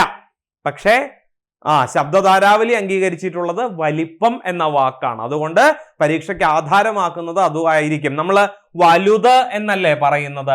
വലുത് എന്നല്ലേ പറയുന്നത്? അതുകൊണ്ട് വലുപ്പം എന്ന് പറഞ്ഞാൽ തെറ്റില്ല. പക്ഷേ PSC അംഗീകരിച്ചിട്ടില്ല. ശബ്ദധാരാവലിയിലും അങ്ങനെയല്ല കാണുന്നത്. അപ്പോ വലുപ്പം എന്നുള്ളത് ശരിയായ പദമാണ്. നമ്മളോട് തെറ്റായ വാക്കുകൾ കണ്ടെത്താനാ പറഞ്ഞിരിക്കുന്നേ. അപ്പോ ഐക്യമത്യം തെറ്റാണ്, അതുപോലെ വേഗതയും തെറ്റാണ്. 1ഉം 3ഉമാണ് ശരിയായ ഉത്തരം. അപ്പൊ ഈ 4ന്റെ കാര്യം കൂടി ഞാൻ പറഞ്ഞിട്ടുള്ളത് കണ്ടോ. ഞാൻ എപ്പോഴും ക്ലാസ്സിൽ പറയാറുണ്ട്, നമുക്ക് വേണ്ടത് മോസ്റ്റ് കറക്റ്റ് ആൻസർ അല്ല, മോസ്റ്റ് പ്രോബബിൾ ആൻസർ ആണ്. Most probable answer. തന്നിരിക്കുന്ന 4 ഓപ്ഷനുകൾ പരിശോധിച്ചു കഴിയുമ്പോൾ നമുക്ക് മനസ്സിലാകും അവരുദ്ദേശിക്കുന്ന ഉത്തരം എന്താണ് എന്ന്. നമുക്ക് ഈ ഓപ്ഷനിലൂടെ കടന്നു പോകുമ്പോൾ നമുക്ക് സ്വാഭാവികമായിട്ടും മനസ്സിലാകും. നമുക്ക് തീർച്ചയാണ് ഐകമത്യം എന്നുള്ളത് ആണ് ശരി, ഐക്യമത്യം തെറ്റാണ് എന്ന കാര്യം നമുക്ക് തീർച്ചയാണ്. പിന്നെ വേഗത എന്നൊരു വാക്കില്ല, വേഗം ആണ് ശരി എന്ന കാര്യവും നമുക്ക് തീർച്ചയാണ്. അപ്പോ 1ഉം 3ഉം വരുന്ന ഓപ്ഷൻ ഏതാണെന്ന് നോക്കിക്കേ. ഇതല്ലേ? 4ാമത്തതിൽ നമുക്കൊരു കൺഫ്യൂഷൻ ഉണ്ട്. അപ്പോ ഇവിടെ 1ഉം 3ഉം വന്നിരിക്കുന്നത് ആകെ കൂടെ ഓപ്ഷൻ ഡിയിലാണ്. അപ്പൊ നമുക്ക് ശരിയായ ഉത്തരം ഏതായിട്ട് പരിഗണിക്കാം? ഓപ്ഷൻ ഡി ആയിട്ട് പരിഗണിക്കാം. കേട്ടോ, പക്ഷെ ഇങ്ങനൊരു കാര്യം കൂടി ഉണ്ട് എന്ന കാര്യം അറിഞ്ഞു വെക്കുക. വലുപ്പം എന്നുള്ളതിനെ അല്ല, വലിപ്പം എന്നുള്ളതിനെയാണ് ആരംഗീകരിച്ചിട്ടുള്ളത്? ശബ്ദധാരാവലി അംഗീകരിച്ചിട്ടുള്ളത്. അതുകൊണ്ട് ഇത് തെറ്റാണ്, ഇത് തെറ്റാണ്, ഇത് തെറ്റാണ്. ചുരുക്കി പറഞ്ഞാൽ നിരൂപിക മാത്രമാണ് ഈ തന്നിട്ടുള്ളതിൽ ശരിയായ പദം. കിട്ടിയല്ലോ. അടുത്ത ചോദ്യത്തിലേക്ക് കടക്കുന്നു. ചോദ്യം ഇതാണ്: താഴെ തന്നിരിക്കുന്നവയിൽ സ്പർശിക്കാൻ പാടില്ലാത്തവൻ എന്നർത്ഥം വരുന്ന പദം ഏത്? സ്പർശിക്കാൻ പാടില്ലാത്തവൻ എന്നർത്ഥം വരുന്ന പദം, അല്ലെങ്കിൽ സ്പർശിക്കാൻ പാടില്ലാത്തവൻ എന്നുള്ളതിന്റെ ഒറ്റപ്പദം ഏത് എന്നതാണ് ചോദ്യം. ഓപ്ഷനുകൾ ഇതൊക്കെയാണ്: അപൃഷ്ടൻ, അസ്പൃശ്യൻ, അസ്പർശ്യൻ, അസ്പഷൻ. ഇതിലേതാണ് ശരിയായ പദം? വാക്കിന്റെ അർത്ഥം സ്പർശിക്കാൻ പാടില്ലാത്തവൻ എന്നായിരിക്കണം. ഏതാണ് ശരി? അപൃഷ്ടനാണോ, അസ്പൃശ്യനാണോ, അസ്പർശ്യനാണോ, അസ്പഷനാണോ? ഏതാണ് ശരിയായ ഉത്തരം? ശരിയായ ഉത്തരം പറയട്ടെ. ശരിയായ ഉത്തരം രണ്ടാമത്തേതാണ്. കേട്ടോ, 2 മാത്രം ശരി. അപ്പോ ഓപ്ഷൻ എ ആണ് ശരിയായ ഉത്തരം. അസ്പൃശ്യൻ എന്ന് പറഞ്ഞാൽ ആരാ? സ്പർശിക്കാൻ പാടില്ലാത്തവൻ എന്നാണ് പ്രയോഗത്തിനർത്ഥം. ഇതുപോലെ വേറൊരു വാക്കാണ് ഹൃദയസ്പൃക്ക്. കേട്ടോ, ഹൃദയസ്പൃക്ക് പരീക്ഷയ്ക്ക് ഒരിക്കൽ ചോദിച്ചിട്ടുണ്ട്. ഹൃദയസ്പൃക്ക് എന്താ അതിന്റെ അർത്ഥം? ഹൃദയത്തെ സ്പർശിച്ചത്. കേട്ടോ, ഹൃദയസ്പൃക്ക് ഹൃദയത്തെ സ്പർശിച്ചത് എന്നാണ് കേട്ടോ പ്രയോഗത്തിനർത്ഥം. ഒരിക്കൽ പരീക്ഷയ്ക്ക് ചോദിച്ചിട്ടുള്ള ഒറ്റപ്പദമാണ്. ഇത്തരത്തിൽ പരീക്ഷയ്ക്ക് ചോദിക്കാൻ സാധ്യതയുള്ള ചില വാക്കുകളെ, നമുക്ക് അത്ര സുപരിചിതമല്ലാത്ത വാക്കുകളെ നമുക്കൊന്ന് പരിചയപ്പെടാം. അസ്പൃശി എന്ന് പറഞ്ഞാൽ എന്താണ്? അസ്പൃശി സ്പർശിച്ചു കൂടാത്തത് എന്നാണ് പ്രയോഗത്തിനർത്ഥം. അസ്പൃശ്യ എന്ന് പറഞ്ഞാലോ അതിന്റെ എതിർലിംഗ പദമാണെന്ന് തെറ്റിദ്ധരിക്കരുത് കേട്ടോ. അസ്പൃശ്യ എന്ന് പറഞ്ഞാൽ തൊട്ടുകൂടാത്ത എന്നാണ് പ്രയോഗത്തിനർത്ഥം. അസ്പൃശ്യത എന്ന് പറഞ്ഞാൽ തൊട്ടുകൂടായ്മ അഥവാ അയിത്തമാണ്. അസ്പൃശ്യം എന്ന് പറഞ്ഞാൽ കൊടിത്തൂവയുടെ പര്യായമാണ് കേട്ടോ. അസ്പൃശ്യം കൊടിത്തൂവയാണ്. എന്താ കാരണം? തൊട്ടുകൂടാൻ പാടില്ലാത്തത്. തൊട്ടാൽ ചൊറിച്ചിൽ ഉണ്ടാകുന്നത് കൊണ്ടാണ് കൊടിത്തൂവയെ എന്ത് വിളിക്കുന്നത്? അസ്പൃശ്യം എന്ന് വിളിക്കുന്നത്. അസ്പൃശ്യർ എന്ന് പറഞ്ഞാൽ ആരാ? താഴ്ന്ന ജാതിക്കാരെ ഉദ്ദേശിച്ച് മുൻകാലങ്ങളിൽ പ്രയോഗിച്ചിരുന്ന പദമാണ്. അധകൃതർ എന്ന് പ്രയോഗിക്കുമല്ലോ. അധകൃതർ എന്ന് പറഞ്ഞാൽ എന്താണ്? ഈ പറയുന്നത് പോലെ തൊട്ടുകൂടാത്തവർ എന്നുള്ള അർത്ഥത്തിലാണ്, അല്ലെങ്കിൽ താഴ്ന്ന ജാതിക്കാരെന്നുള്ള അർത്ഥത്തിലാണ് അധകൃതർ എന്ന വാക്ക് ഉപയോഗിക്കുന്നത്. ആ അർത്ഥത്തിൽ ഉപയോഗിക്കുന്ന മറ്റൊരു വാക്കാണ് അസ്പൃശ്യർ. താഴ്ന്ന ജാതിക്കാരെ ഉദ്ദേശിച്ച് മുൻകാലങ്ങളിൽ പ്രയോഗിച്ചിരുന്ന പദമാണ് കേട്ടോ. വേറെ ചില വാക്കുകൾ കൂടിയുണ്ട്. അസ്പൃഷ്ടം എന്ന് പറഞ്ഞാൽ എന്താ? സ്പർശിക്കപ്പെട്ടിട്ടില്ലാത്തത് എന്നുള്ള അർത്ഥത്തിലാണ് അസ്പൃഷ്ടം എന്ന വാക്ക് ഉപയോഗിക്കുന്നത്. അസ്പൃഹ എന്ന് പറഞ്ഞാൽ ആഗ്രഹമില്ലായ്മയാണ്.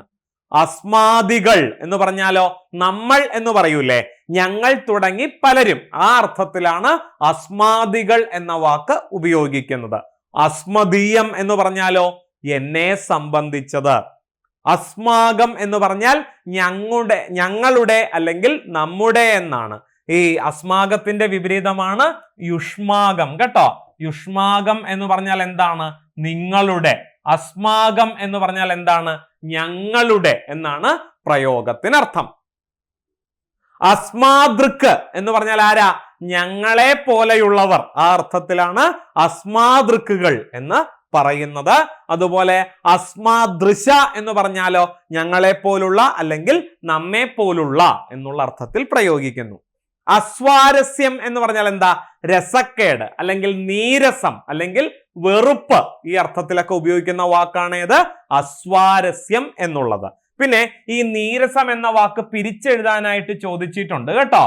നിര അധികം രസമാണ് ചേർത്തെഴുതുമ്പോ എന്താകുന്നത്? നീരസമാകുന്നത്. അതിന്റെ കാരണം എന്താണെന്നറിയാവോ? രായും രായും കൂടി ചേരുമ്പോ അതിന്റെ മുമ്പിലുള്ള വർണ്ണം ദീർഘിക്കും, എന്നിട്ട് ഒരു രായായിട്ട് ചുരുങ്ങും. ആ നിയമത്തിന്റെ അടിസ്ഥാനത്തിലാണ് നീരസം എന്ന വാക്ക് ഉണ്ടാകുന്നത് കേട്ടോ. നിര അധികം രസം, 2 രാ അടുപ്പിച്ച് വന്നില്ലേ? അപ്പൊ 2 രായും കൂടി ചേർന്ന് 1 രായായി. പിന്നെയോ അതിന് മുമ്പുള്ള വർണ്ണം ഹ്രസ്വമാണെങ്കിൽ അത് ദീർഘിക്കും. അങ്ങനെയാണ് നീ എന്ന് വരുന്നത്. കിട്ടിയല്ലോ? നീരസം. നിര അധികം രസം, നീരസം. പരീക്ഷയ്ക്ക് വന്ന ചോദ്യമാണ്. അടുത്ത ചോദ്യത്തിലേക്ക് കടക്കുന്നു. ആചാര്യർ എന്ന പദം ഏത് ബഹുവചന രൂപമാണ്? അലിംഗ ബഹുവചനം, പൂജക ബഹുവചനം, സലിംഗ ബഹുവചനം, പുല്ലിംഗ ബഹുവചനം. ഇതിൽ ഏത് വിഭാഗത്തിൽ പെടുന്നു ആചാര്യർ എന്ന വാക്ക്? ആചാര്യൻ അല്ലെ, ഏകവചനത്തിന്റെ അർത്ഥത്തിൽ ആ വ്യക്തിക്ക് കൊടുക്കുന്ന ബഹുമാനത്തെ കുറിക്കാൻ വേണ്ടിയിട്ടാണ് ഇവിടെ അർ എന്ന പ്രത്യയം ചേർത്തിട്ടുള്ളത്. നമുക്കറിയാം ഏകവചനത്തോടൊപ്പം ആദര സൂചകമായിട്ട് ബഹുവചന പ്രത്യയം ചേർത്താൽ അത് എന്തേയാകൂ? പൂജക ബഹുവചനമാണ് കേട്ടോ. പൂജക ബഹുവചനമാണ് ശരിയായ ഉത്തരം. സലിംഗമല്ല, അലിംഗമല്ല, പുല്ലിംഗ ബഹുവചനമല്ല, പൂജക ബഹുവചനം. 2 മാത്രം ശരി. അപ്പൊ ഉത്തരം ഏതാ? ഓപ്ഷൻ ബി ആണ് ശരിയായ ഉത്തരം. കിട്ടിയല്ലോ? അപ്പോ പരീക്ഷയ്ക്ക് ചോദിച്ചിട്ടുള്ള ചില പൂജക ബഹുവചന പദങ്ങൾ നോക്കിക്കേ. വൈദ്യർ, ഭാഗവതർ, വാദ്യാർ, ആചാര്യർ, ഗുരുക്കൾ, തമ്പ്രാക്കൾ, തിരുവടികൾ, സ്വാമികൾ, ശാസ്ത്രികൾ, ജ്യോത്സ്യർ, പണിക്കർ, മാരാർ, പത്രാധിപർ, അവർകൾ, ന്യായാധിപർ. ഇതൊക്കെ തന്നെ എന്തിന് ഉദാഹരണമാണ്? പൂജക ബഹുവചനത്തിന് ഉദാഹരണമാണ്. പൂജക ബഹുവചനം ശരിക്കും എന്താണ്? ഏകവചനമാണ്. നമുക്കറിയാം ഈ പറയുന്നിടത്തൊക്കെ ആൾക്കാർ എത്രയേ ഉള്ളൂ? 1 വച്ചേ ഉള്ളൂ. പിന്നെ എന്തിനു വേണ്ടിയിട്ട് അവസാനം അർ എന്ന ബഹുവചന പ്രത്യയം അല്ലെങ്കിൽ കൾ എന്ന ബഹുവചന പ്രത്യയം ചേർത്തിരിക്കുന്നത്? ആ വ്യക്തികൾക്ക് കൊടുക്കുന്ന ബഹുമാന സൂചകമായിട്ടാണ്. ഏകവചനത്തോടൊപ്പം ആദര സൂചകമായിട്ട് ബഹുവചന പ്രത്യയം ചേർത്താൽ അതിനെ എന്ത് വിളിക്കാം? പൂജക ബഹുവചനം എന്ന് വിളിക്കാം. പൂജക ബഹുവചനം ശരിക്കും ബഹുവചനമല്ല, ഏകവചനമാണ് എന്നുകൂടി അറിഞ്ഞിരിക്കുക. കിട്ടിയല്ലോ? അടുത്ത ചോദ്യം ഇതാണ്. കലാ, സാഹിത്യം ആ വിഭാഗവുമായി ബന്ധപ്പെട്ട ഒരു ചോദ്യമാണ്. അതുപോലെ കറണ്ട് അഫയർ GKയും കൂടെയാണ് കേട്ടോ. നോക്കിക്കേ. അന്താരാഷ്ട്ര സിനിമാ വിഭാഗത്തിൽ 2024 ഓസ്കാർ പുരസ്കാരം ലഭിച്ച സിനിമ ഏത്? മിക്കവാറും നിങ്ങൾക്ക് ഓപ്ഷൻ പോലും വേണ്ടി വരില്ല. സമീപകാലത്ത് ഏറെ ചർച്ച ചെയ്യപ്പെട്ട ചിത്രമാണ്. 2024 ഓസ്കാർ വേദി ഏതാണ്ട് സ്വന്തം പേരിൽ കുറിച്ച ചിത്രം കൂടിയാണ്. ഏറ്റവും അധികം ഓസ്കാർ പുരസ്കാരങ്ങൾ നേടിയ ചിത്രം കൂടിയാണ് 2024. ഏത് ചിത്രം? ഒപ്പൻഹൈമർ ആണോ, പുവർ തിങ്സ് ആണോ, ദ സോൺ ഓഫ് ഇൻട്രസ്റ്റ് ആണോ, ദ ലാസ്റ്റ് റിപ്പയർ ഷോപ്പ് ആണോ? ഏതാണ് ശരിയായ ഉത്തരം? അന്താരാഷ്ട്ര സിനിമാ വിഭാഗത്തിൽ 2024 ഓസ്കാർ പുരസ്കാരം ലഭിച്ച ചിത്രം ഏതാ? ഓപ്പൻഹൈമർ. ശരിയായ ഉത്തരം കേട്ടോ. ഓപ്പൻഹൈമർ ആണ് ശരിയായ ഉത്തരം. ഇപ്പോഴും അതിന്റെ പോസ്റ്റർ പോലും നമ്മുടെ മനസ്സിൽ നിന്ന് മറഞ്ഞിട്ടുണ്ടാവില്ല അല്ലെ? ആറ്റം ബോംബ് കണ്ടുപിടിച്ച ആ വ്യക്തിയുടെ ജീവിത കഥയാണ് ഒപ്പൻഹൈമർ എന്ന ചലച്ചിത്രത്തിൽ പ്രമേയമായിരിക്കുന്നത്. ഇതാണ് അതിന്റെ പോസ്റ്റർ. എല്ലാവരും കണ്ടിട്ടുണ്ടാകും എന്ന് വിചാരിക്കുന്നു. ഇതിലെ സില്ലിയൻ മർഫിക്കാണ് മികച്ച നടനുള്ള പുരസ്കാരം കിട്ടിയത് കേട്ടോ. ക്രിസ്റ്റഫർ നോളൻ ആണ് മികച്ച സംവിധായകൻ. ക്രിസ്റ്റഫർ നോളൻ ആണ് സിനിമ സംവിധാനം ചെയ്തത് കേട്ടോ. സില്ലിയൻ മർഫിയുടെയാണ്. എമിലി ബ്ലണ്ട് ഉണ്ട്, മാറ്റ് ഡമൺ ഉണ്ട്, റോബർട്ട് ഡൗണി ഉണ്ട്, പിന്നെ ഫ്ലോറൻസ് പഗ് ഉണ്ട്. ഇത്രയും പേര് പ്രധാന കഥാപാത്രങ്ങളെ അവതരിപ്പിക്കുന്ന ക്രിസ്റ്റഫർ നോളൻ സംവിധാനം ചെയ്ത ഒപ്പൻഹൈമർ എന്ന ചിത്രത്തിനാണ് മികച്ച ചലച്ചിത്രത്തിനുള്ള ഓസ്കാർ പുരസ്കാരം 2024 ലഭിച്ചത്. പരീക്ഷയ്ക്ക് ചോദിക്കാൻ സാധ്യത വളരെ കൂടുതലാണ്. മറ്റ് ചിത്രങ്ങൾ നമുക്കൊന്ന് പരിശോധിക്കാം. ബെസ്റ്റ് ഡോക്യുമെന്ററി ഫീച്ചർ ഫിലിം ഏതായിരുന്നു? 20 Days in Mariupol ആയിരുന്നു കേട്ടോ. മരിയൂപോൾ ആയിരുന്നു മികച്ച ഡോക്യുമെന്ററി ഫീച്ചർ ഫിലിം കേട്ടോ. വളരെ പ്രധാനപ്പെട്ടത് 20 Days in Mariupol എന്നുള്ളതാണ്. പിന്നെ അടുത്തത് ഞാൻ പറഞ്ഞു ഒപ്പൻഹൈമർ എന്ന ചിത്രത്തിലെ അഭിനയത്തിന് കില്ലിയൻ മർഫി കേട്ടോ. സില്ലിയൻ എന്നല്ല പേരിന്റെ ഉച്ചാരണം, കില്ലിയൻ മർഫി എന്നാണ്. ബെസ്റ്റ് ആക്ടറിനുള്ള പുരസ്കാരം ഒപ്പൻഹൈമർ എന്ന ചിത്രത്തിലെ അഭിനയത്തിന് അദ്ദേഹം സ്വന്തമാക്കുകയുണ്ടായി. പിന്നെ മികച്ച നടി ആരാണ്? മികച്ച സംവിധായകൻ, ബെസ്റ്റ് ഡയറക്ടർ ആരാണ്?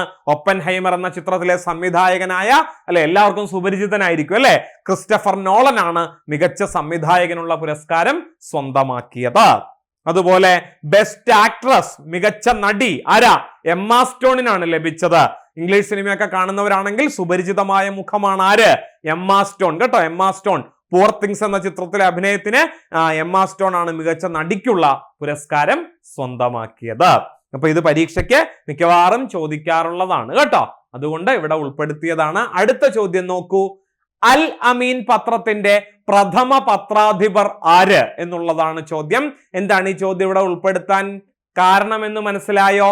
അൽ അമീൻ പത്രം പുറത്തിറങ്ങിയിട്ട് 100 വർഷം തികയുകയാണ്. അതുകൊണ്ട് പരീക്ഷയ്ക്ക് അത് ചോദിക്കാൻ സാധ്യതയുണ്ട്. 1924 അൽ അമീൻ പത്രം ആദ്യമായിട്ട് പ്രസിദ്ധീകരിച്ചത് കേട്ടോ. അപ്പോ അൽ അമീൻ പത്രത്തിന്റെ പ്രഥമ പത്രാധിപർ ആരാണ്?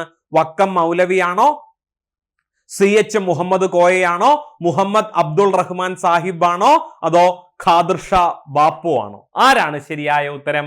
കിട്ടിയോ? ആലോചിക്കാനുള്ള സമയം, മനസ്സിൽ ഉത്തരം കുറിച്ചിടാനുള്ള സമയം. പറയട്ടെ ഉത്തരം മുഹമ്മദ് അബ്ദുൾ റഹ്മാൻ സാഹിബാണ് ശരിയായ ഉത്തരം കേട്ടോ.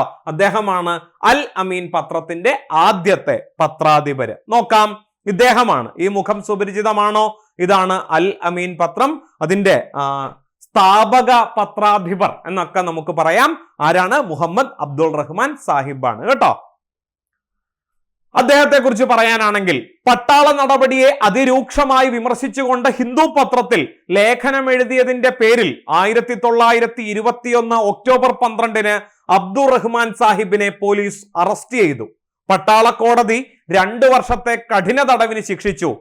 ബല്ലാരി ജയിലിൽ കൈകാലുകൾ ഇരുമ്പ് ചങ്ങലകളിൽ ബന്ധിക്കപ്പെട്ടാണ് അദ്ദേഹത്തെ പാർപ്പിച്ചത്.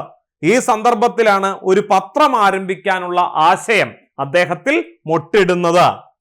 ജയിൽവാസം കഴിഞ്ഞ് പുറത്തിറങ്ങിയ ഉടനെ കോഴിക്കോട്ടെത്തി അൽ അമീൻ പത്രത്തിന്റെ പ്രവർത്തനം 1924 അദ്ദേഹം ആരംഭിക്കുകയാണ് ചെയ്തത്.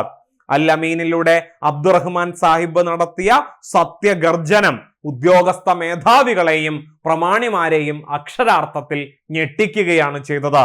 ആദർശധീരരും രാജ്യസ്നേഹികളും നീതിക്കും സത്യത്തിനും വേണ്ടി വാദിച്ച പരശതം ആളുകളും അൽ അമീനിനെ ആദരിക്കുകയും ഉണ്ടായി.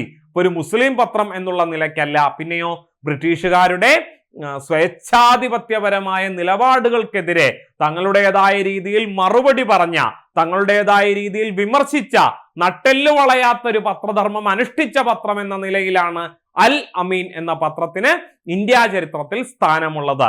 100 വർഷം തികയുകയാണ്. പരീക്ഷയ്ക്ക് ഒരു ചോദ്യം പ്രതീക്ഷിക്കാം. പിന്നെ മറ്റുള്ള ഓപ്ഷനുകളിലേക്ക് കഴിഞ്ഞിട്ടില്ല. സത്യത്തിന്റെ തീജ്വാല പടർത്തുവാൻ പ്രതിജ്ഞയെടുത്ത അൽ അമീൻ ദേശീയാവേശം പകരുകയും മതമൈത്രിക്ക് വേണ്ടി പോരാടുകയും ചെയ്തപ്പോൾ അധികാരികൾ പത്രത്തെ അടച്ചുപൂട്ടുകയാണ് ചെയ്തത്. സ്വദേശാഭിമാനി രാമകൃഷ്ണ പിള്ളയ്ക്ക് അല്ലെ എന്റെ നാട് കടത്തൽ എന്ന ആത്മകഥ എഴുതേണ്ടി വന്ന അതേ സാഹചര്യം ആർക്കും അനുഭവിക്കേണ്ടി വന്നു? അബ്ദുൾ റഹ്മാൻ സാഹിബിനും അനുഭവിക്കേണ്ടി വന്നു. അബ്ദുൾ റഹ്മാൻ കോഴിക്കോട് കടപ്പുറത്ത് ഉപ്പ് സത്യാഗ്രഹത്തിന് നേതൃത്വം നൽകിയപ്പോൾ ഒരു നേതാവിനും ഒരു കാലത്തും അനുഭവിക്കേണ്ടതായി വന്നിട്ടില്ലാത്ത കിരാതമർദ്ദനങ്ങളാണ് ഏറ്റുവാങ്ങേണ്ടി വന്നത് കേട്ടോ. അത്രമാത്രം അദ്ദേഹത്തെ ഉപദ്രവിക്കുകയുണ്ടായി. എന്നിട്ട് പോലും അദ്ദേഹം ഇച്ഛാശക്തിയിൽ നിന്നും പിന്മാറിയില്ല എന്നുള്ളത് വലിയ നേട്ടമായിട്ട് ചരിത്രത്തിന്റെ താളിൽ അടയാളപ്പെടുത്തിയിട്ടുണ്ട്. അടുത്ത വ്യക്തി ആരായിരുന്നു? ഓപ്ഷനിലുള്ള അടുത്ത വ്യക്തി ആരാണ്? CH മുഹമ്മദ് കോയ. നമ്മൾ ഒരു കാരണവശാലും മറക്കാൻ പാടില്ലാത്ത പേരാണ് CH മുഹമ്മദ് കോയയുടേത്. എന്താണ്? ഒന്നിലധികം കാരണങ്ങളുണ്ട്, നോക്കാം. കൈവച്ച മേഖലകളിലെല്ലാം ഒന്നാമനായി കഴിവ് തെളിയിച്ച സാധാരണക്കാരനാണ് CH മുഹമ്മദ് കോയ എന്ന ചെറിയൻകണ്ടി മുഹമ്മദ് കോയ. 1983 സെപ്റ്റംബർ 28 ഹൈദരാബാദിൽ അദ്ദേഹം അന്തരിക്കുമ്പോൾ കേരളത്തിന്റെ ഉപമുഖ്യമന്ത്രി കൂടിയായിരുന്നു കേട്ടോ. അതിനു മുമ്പ് അദ്ദേഹം 1979 കേരളത്തിലെ മുഖ്യമന്ത്രിയായി അല്പദിവസം പ്രവർത്തിച്ചു. ഏറ്റവും ചുരുങ്ങിയ കാലയളവിൽ കേരളത്തിന്റെ മുഖ്യമന്ത്രിയായിരുന്ന വ്യക്തി കൂടിയാണ് ആര്? CH മുഹമ്മദ് കോയ. കേരളത്തിലെ ഏറ്റവും ആദ്യത്തെ മുസ്ലിം മുഖ്യമന്ത്രിയും ആര് തന്നെയായിരുന്നു? CH മുഹമ്മദ് കോയ തന്നെയായിരുന്നു. അല്ലെ, GK-യിലൊക്കെ നമ്മൾ പഠിക്കാറുള്ളതാണ് അല്ലെ, ഫാക്ട്സ് അബൌട്ട് കേരളയിലൊക്കെ നമ്മൾ പഠിക്കുന്ന വസ്തുതകളാണ് കേട്ടോ. പിന്നെ അദ്ദേഹം ഒരു പത്രത്തിന്റെ പത്രാധിപർ കൂടിയായിരുന്നു. ഏത് പത്രത്തിന്റെ? ചന്ദ്രിക പത്രത്തിന്റെ, ദിനപത്രത്തിന്റെ പത്രാധിപർ കൂടിയായിരുന്നു ആര്? CH മുഹമ്മദ് കോയ. പിന്നെ അടുത്ത ഓപ്ഷനിൽ ഉണ്ടായിരുന്ന അടുത്ത പ്രധാനപ്പെട്ട വ്യക്തിത്വമാണ് വക്കം മുഹമ്മദ് അബ്ദുൽ ഖാദർ മൗലവി. അല്ലെ, നമ്മൾ എളുപ്പത്തിന് വേണ്ടി എന്ത് വിളിക്കും? വക്കം മൗലവി എന്ന് വിളിക്കും. അദ്ദേഹമാണിത്. എന്താണ് അദ്ദേഹം കേരള ചരിത്രത്തിൽ നൽകിയിട്ടുള്ള സംഭാവന? നോക്കാം. വക്കം മുഹമ്മദ് അബ്ദുൽ ഖാദർ മൗലവിയുടെ 150-ാം ജന്മവാർഷികത്തിൽ ആ നവോത്ഥാന നായകന്റെ മഹത്വങ്ങൾ പല വീക്ഷണകോണിലൂടെ നാം സ്മരിക്കുന്നുണ്ട്. മൗലവിയുടെ സ്വദേശാഭിമാനി പത്രവും സാമൂഹിക പ്രവർത്തനങ്ങളും ഒക്കെ പൊതുസമൂഹം കൂടുതലായി വിലയിരുത്തിയത് ഈ നൂറ്റാണ്ടിലാണ്. അദ്ദേഹത്തിന്റെ 150-ാം ജന്മവാർഷികത്തില് 2023 ആയിരുന്നു അദ്ദേഹത്തിന്റെ 150-ാം ജന്മവാർഷികം. 2024 151-ാം ജന്മവാർഷികമാണ് കേട്ടോ. അതോടൊപ്പം സാമുദായിക പരിഷ്കരണത്തിന്റെ ഭാഗമായി മൗലവി നടത്തിയ പത്രപ്രവർത്തനവും വിദ്യാഭ്യാസ മേഖലകളിലെ ശക്തമായ ഇടപെടലുകളും സ്വാഭാവികമായും അല്ലാതെയും തമസ്കരിക്കപ്പെട്ടിട്ടുണ്ട് എന്നുള്ളതാണ് വസ്തുത. സ്വദേശാഭിമാനി പത്രം പ്രസിദ്ധീകരിക്കുമ്പോൾ തന്നെ മുസ്ലിം എന്നൊരു മാസിക ആരംഭിക്കാൻ അദ്ദേഹം തീരുമാനിച്ചിരുന്നുവെങ്കിലും അത് പുറത്തു വന്നത് 1906 ജനുവരിയിലായിരുന്നു കേട്ടോ. അപ്പൊ മുസ്ലിം എന്നൊരു മാസിക ആരുടെ കീഴിലാണ്? വക്കം മൗലവിയുടെ കീഴിലാണ് കേട്ടോ വരുന്നത്. പിന്നെ അതുവരെ മുസ്ലിം കേരളം കണ്ടിട്ടില്ലാത്ത കെട്ടിലും മട്ടിലുമുള്ള 24 പേജുകളിലായി പുറത്തിറങ്ങിയ പ്രഥമ ലക്കം വിദ്യാഭ്യാസ വിഷയത്തിൽ ഏറെ പിന്നോട്ട് പോയിരിക്കുന്ന മുസ്ലിം സമുദായത്തിന്റെ അഭിവൃദ്ധിക്കും സാംസ്കാരിക ഉന്നതിക്കും വേണ്ടിയുള്ള ഒരു പത്രത്തിന്റെ അനിവാര്യതയെ അടിവരയിട്ട് പറയുന്ന ഒരു പ്രസിദ്ധീകരണം കൂടിയായിരുന്നു ഏതാ? മുസ്ലിം എന്ന മാസിക. അടുത്തത് ഖാദിർ ഷാ ബാപ്പു. പത്രപ്രവർത്തനത്തിന്റെ ചരിത്രം പഠിക്കുന്നവർക്ക് ഒരു കാരണവശാലും വിട്ടുകളയാൻ പാടില്ലാത്ത പേര്. എന്താ കാരണം? ഖാദിർ ഷാ ബാപ്പു 1878 ഏപ്രിൽ മാസം മുതൽ കൊച്ചിൻ ആർട്സ് ആപ്പീസിൽ നിന്നും കേരള ദീപകം എന്നൊരു പത്രം ഖാദിർ ഷാ ബാപ്പു എന്നൊരു മുസ്ലിം നടത്തിയിരുന്നതായി കാണുന്നു. ഒരു വേള കേരള മുസ്ലിം സമുദായത്തിലെ ആദ്യത്തെ മലയാള പത്രം ഏതായിരിക്കണം? കേരള ദീപകമായിരിക്കണം കേട്ടോ എന്നാണ് ചരിത്രം രേഖപ്പെടുത്തുന്നത്. കേരള ദീപകം ആണ്. പിന്നെ കാക്കാ സാഹിബ് എന്ന അപരനാമത്തിൽ അറിയപ്പെട്ട ഇദ്ദേഹമായിരിക്കണം കേരളത്തിലെ അല്ലെങ്കിൽ മലയാളത്തിലെ ആദ്യത്തെ മുസ്ലിം പത്രപ്രവർത്തകൻ. അങ്ങനെയൊക്കെയുള്ള പ്രാധാന്യമാണ് ആർക്കുള്ളത്? ഖാദിർ ഷാ ബാപ്പുവിന് ഉള്ളത്. അദ്ദേഹത്തിന്റെ ചിത്രം ലഭ്യമല്ലാത്തത് കൊണ്ട് ഇവിടെ ഉൾപ്പെടുത്തിയിട്ടില്ല. കേരള ദീപകം മുതൽ പരിഗണിച്ചാൽ 1.25 നൂറ്റാണ്ടിലേറെ പഴക്കമുള്ളതാണ് മലയാള മുസ്ലിം പത്രപ്രവർത്തന ചരിത്രം എന്നുകൂടി ഓർമ്മപ്പെടുത്തിക്കൊണ്ട് ഇന്നത്തെ സെഷൻ അവസാനിപ്പിക്കുകയാണ്. ഒരുപാട് കാര്യങ്ങൾ നമ്മൾ ചർച്ച ചെയ്തിട്ടുണ്ട്. പരമാവധി പ്രയോജനപ്പെടുത്തണം. യൂട്യൂബിലാണെങ്കിലും ആപ്പിലാണെങ്കിലും ഒരുപാട് ക്ലാസ്സുകൾ, നിങ്ങളുടെ പരീക്ഷയ്ക്ക് അനുസൃതമായിട്ടുള്ള ഒരുപാട് ക്ലാസ്സുകൾ അപ്ലോഡ് ചെയ്തിട്ടുണ്ട്. അതൊക്കെ ഒന്ന് വായിച്ചു നോക്കിയിട്ട് അതിന്റെ PDF-ലൂടെയെങ്കിലും കടന്നു പോയിട്ട് വേണം പരീക്ഷ അറ്റൻഡ് ചെയ്യാനായിട്ട്. പിന്നെ മറ്റൊരു പ്രധാനപ്പെട്ട കാര്യം പറയട്ടെ. നിങ്ങൾ ഏത് പരീക്ഷയ്ക്കാണ് തയ്യാറെടുക്കുന്നത് എന്ന കാര്യം നിങ്ങൾക്കൊന്ന് പൂരിപ്പിക്കാൻ സാധിക്കുമെങ്കിൽ, അതായത് നമ്മുടെ കമന്റ് ബോക്സിൽ ഒരു ഫോം, ഒരു ആപ്ലിക്കേഷൻ ഫോം പിൻ ചെയ്തു വച്ചിട്ടുണ്ട്. നിങ്ങൾ അതിലൊന്ന് ക്ലിക്ക് ചെയ്തിട്ട് അതൊന്ന് പൂരിപ്പിക്കുകയാണെങ്കിൽ നിങ്ങൾക്ക് കൃത്യമായിട്ട് നിങ്ങൾ ഏത് പരീക്ഷയ്ക്കാണോ തയ്യാറെടുക്കുന്നത് അതിനനുസരിച്ചുള്ള മോഡൽ ക്വസ്റ്റ്യൻ പേപ്പറുകളും, മലയാളത്തിന്റെ കാര്യത്തിൽ മാത്രമല്ല കേട്ടോ, എല്ലാ വിഷയത്തിന്റെയും മോഡൽ ക്വസ്റ്റ്യൻ പേപ്പറുകളാകട്ടെ, അല്ലെങ്കിൽ ഹോട്ട് ടോപ്പിക്കുകളാകട്ടെ, ഫോക്കസ്ഡ് ഏരിയ ആകട്ടെ, ഇതിലൂടെയൊക്കെ നിങ്ങൾ ഏത് പരീക്ഷയ്ക്കാണോ തയ്യാറെടുക്കുന്നത് അതിനനുസരിച്ചുള്ള വീഡിയോകൾ നിങ്ങൾക്ക് ലഭ്യമാകുന്നതായിരിക്കും. അപ്പോ ആ ഫോം ഫില്ല് ചെയ്യാനായിട്ട് പ്രത്യേകം ശ്രദ്ധിക്കുക. പിന്നെ എപ്പോഴും പറയാറുള്ളത് പോലെ എൻട്രി ആപ്പിന്റെ ഈ ചാനൽ, PSCക്ക് വേണ്ടിയുള്ള ഈ ചാനൽ നിങ്ങൾ ഇതുവരെ സബ്സ്ക്രൈബ് ചെയ്തിട്ടില്ല എങ്കിൽ ഇന്ന് തന്നെ സബ്സ്ക്രൈബ് ചെയ്യുക. ബെല്ലൈക്കൺ അമർത്തുകയാണെങ്കിൽ നിങ്ങൾക്ക് എല്ലാ നോട്ടിഫിക്കേഷനുകളും ലഭ്യമായിരിക്കും. അപ്പോ എല്ലാവർക്കും ഒരിക്കൽ കൂടി വിജയാശംസകൾ നേർന്നുകൊണ്ട് ഇന്നത്തെ സെഷൻ അവസാനിപ്പിക്കുന്നു. മറ്റൊരു സെഷനുമായി വീണ്ടും കാണാം. നന്ദി, നമസ്കാരം.